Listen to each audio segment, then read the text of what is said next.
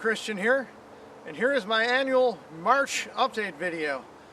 Last March, we were pretty hopeful, and 2 weeks after I released this video, that's when pretty much the whole world shut down for a few months. And 2 years ago, this is when we did a face reveal, and 3 years ago for the March update, well, we're actually really going back that far. 3 years ago for the March update, that's when we literally talked about our top 5 favorite airplanes when we used to plane spot. And 4 years ago was when we first introduced Matt to the team. So that being said, what am I going to do this March update? Well, really, more or less just nothing to update you, except the fact that when I recorded this, I had part of a video shot for the Modern Railfanning video of February, and I'm hoping as soon as I get this done to record the other half. I caught the Union Pacific breast cancer unit, and I specifically wanted to catch it because 2 of my family members both recovered from breast cancer. February was pretty much this year. Actually went by really quick. February is my least favorite month of the year. In this month, I was originally planning on going to catch the Long John Silver special when I decided to cancel that weekend. And I kind of regretted canceling, but I went the next weekend and chased the Norfolk and Western 475 with my good friend, the Modern Railfanning, and Dorset Rail Yard Productions. I also ran into Stovell Productions and Frickerson Productions while chasing the 475. When she rolled out this month, she was wearing a custom shop-built 3-chime, the same one that is believed to have been used on the Virginia Creeper charters. So, as I jokingly called it, it was basically like we were chasing a ghost engine. But anyhow, this February actually really went by really quick. Usually February drags out. Usually this time of year really seems like January. But in reality, many of us are still processing what happened last March. This year is going to be our 5th anniversary in October. I've had a few ideas on how I wanted to do the 5th anniversary. I've literally toyed with a few different ideas, and one of the things was I wanted to do nothing but top 5 lists.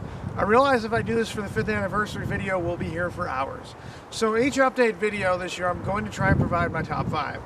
That being said, for this video, I am going to provide my top 5 favorite railroads that I've shot at. And this list will probably change over the course of the year, but as of when I record this for our 5th year, these were my top favorite railroads that I've shot at. Going with number 5 is going to have to be the Cuyahoga Valley Scenic Railroad. I shot there between 2016 and 2018. I was introduced to this line via the Norfolk Western 611 blooper reel. I was introduced to this line thanks to an event that's been happening since 2010, and since 2010, there has only been 2 years since 765 has not made it to the valley. That was in 2012 and last year for the pandemic. Many people, including myself, hope it could be safely operated this year. The first time we went to Steam in the Valley, we rode on the train. And while riding the train, I could not get over how this line, which is located between Cleveland and Akron, Ohio, it runs through the middle of a national park, which I really didn't even know the park existed till I went there. And it is really hands down, it's not the most beautiful line I've ever been to, but it is a very scenic line. If you don't go to the popular spots, there really is some beautiful angles you could shoot the 765 at. And that hands down is something I really want to improve upon if the event happens this year. Again, depending on world situations. The other main draw to the line, which is something I actually do want to do, is I want to go to the line and shoot the power there. I think really, other than two diesels, they have nothing but classic Alco Montreal locomotive power. And they even have the sister to one of Buffalo Southern Railroad's locomotives. There are so many beautiful locations on the line. If you're willing to hike in, it's definitely a line that you can get many different beautiful shots at. My number 4 would have to be the Grand Canyon Railway. Now, I was first introduced to this line thanks to Shining Time Station using Berkshire production Climb Into the Canyon, which was shot in the winter of 1989. And I remember watching in many different tapes, including that, Grand Canyon Railway number 18, and Grand Canyon Railway number 29, both ex-Lake Superior and Ishpeming Railway locomotives. They also have the star of the fleet, the 4960, which was originally built for the Chicago, Burlington, and Quincy Railroad. The first 5 miles and the last 10 miles are really the most scenic spots of the railroad. I don't remember the exact ratio. I've only been there once. But the line is really perfect for photography charters because it is hard to chase the line. At most, get 3 shots of the steam locomotives when they run. Because of where the track runs and the way how the roads go. And unfortunately, they don't run the steam the way they used to. But at one point, it was a steam haven of a railroad. But over the past 12 years, it's pretty much gotten down to 1 day a month, but that's fine. I love the fact that they have classic FP40s. They also have classic Montreal locomotive FPAs, which I was able to see one of each operate when I was there on the Grand Canyon Railway 29 charter. The thing that is fantastic about the line is, like I was saying, it's really perfect for photography charters because you can really make the lighting work to your advantage in almost any of the locations. 5 miles or 10 miles into the Grand Canyon, I don't remember the exact mileage, I apologize. There is just one spectacular grade that's steep, and Coconino Canyon is just beautiful. The other thing I really love about the Grand Canyon Railway is the fact that they run the steam locomotives at speed. And what I mean by that is they typically run the locomotives on the line at about 40 miles an hour, which is another reason why it is so tricky to chase the line. And it does make for great stack talk, and that's one of the best things about photography charters, is especially when I did the Trains Magazine one, was 29 moved at 40 miles an hour for quite a few of the different run-bys. My number 3 favorite railroad would have to be the Iowa Interstate Railroad. Again, this is another line where I will admit I do love the power there. They've got a lot of SD40s. They've got really a mix. They have Jeeps, classic SD units, and they have, and I will apologize, I'm not the world's biggest diesel person, well, they have your modern day Gevos, and they do have a heritage unit painted in the Rock Island. I love the fact on this line, almost which kind of reminds me of Buffalo Southern in New York and Lake Erie, is the fact that they have so many classic Rock Island Railroad depots. Some of them have been restored to look like they did on the Rock Island. Others have been, turned into other things, but there is just so many locations on this line. There's a depot with the Diamond. There's also, once you get west of Des Moines, there is a bunch of old Rock Island searchlight signals. There is a lot of variety on this line, and one thing that does kind of amaze me is when I think of the Midwest, I don't think of hills and stuff like that. There is a lot of grades on the line. Whenever you go out to shoot the Iowa Interstate Railroad, it does always seem like there is a variety of power on the line. The one thing that got my attention with the railroad, obviously, was the 2 Chinese steam locomotives that run on the railroad. And that is what first brought me out to the line in August of 2018. They are both operated by the Central States Steam Preservation Association. Now, hands down, this line holds some of my favorite steam engine chases. I always dub these the modern day Southern Railway excursions. You've got your ferry moves, you've got your ferry freights, you have track speed excursions, you have open vestibules, and pretty much you have a crew that's literally out there while looking out for the safety of the people out trackside. They're always willing to put on a show. 6988 is just hands down one of my favorite engines, and I love going to shoot the line. My number 2 would have to be the Buffalo Southern Railroad. This is the line I grew up with. While there's really no steam here except when the Viscousse 6 runs, It is on old Erie Railroad tracks. It runs a length of between Buffalo and Gowanda, New York, and it is a Class 3 railroad.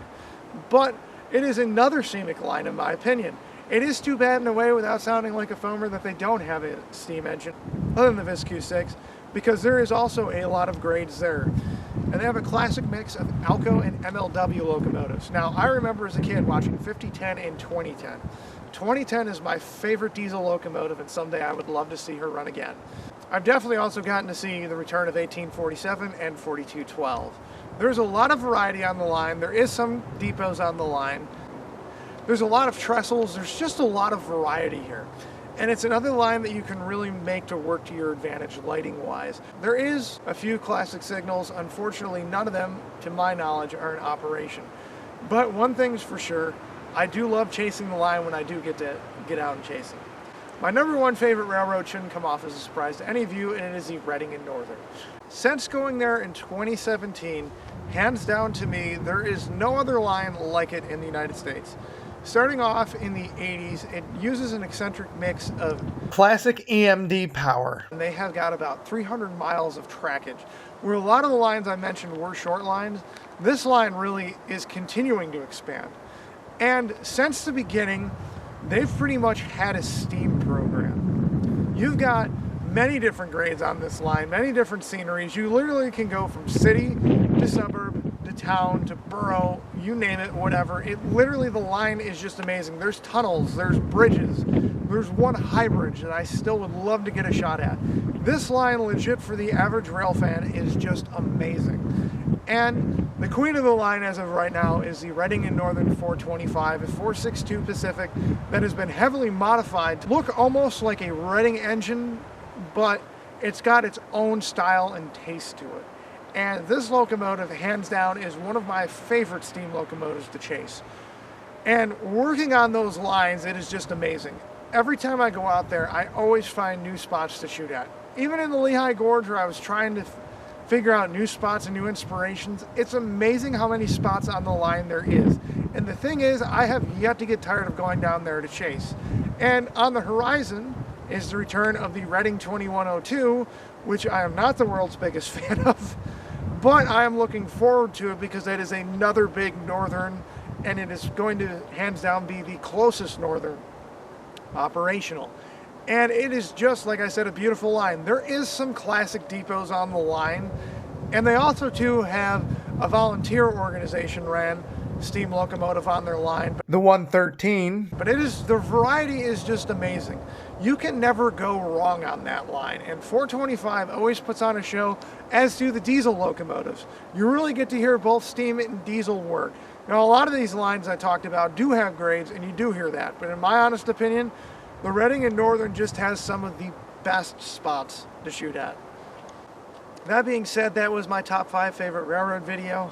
I don't know what the April update is going to entail, but I am going to tell you for my 5th anniversary, there is a few things I want to do.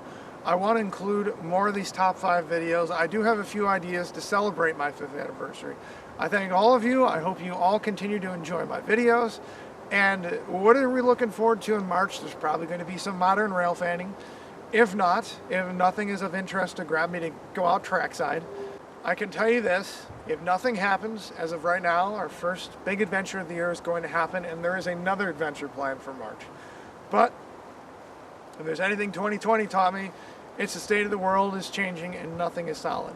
I only hope you all can see some of the great stuff that is coming in the next few weeks. I hope it can happen, and thanks again for your support. And one thing, if you haven't noticed, I have started monetizing my videos, so I do apologize for the ads on certain videos. I hope you continue to enjoy my content, and there is more I do want to do to expand the brand of C. Henderson Rail Productions, or as what a few people have jokingly called it, Chenderson, which I do like, which was actually my nickname at one point for a very small time of my work. Anyhow, I hope you all have a great March. I hope you all continue to stay safe and healthy, and I really hope we get to see some more good steam action this year.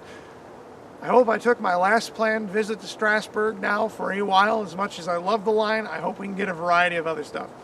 I'm Christian.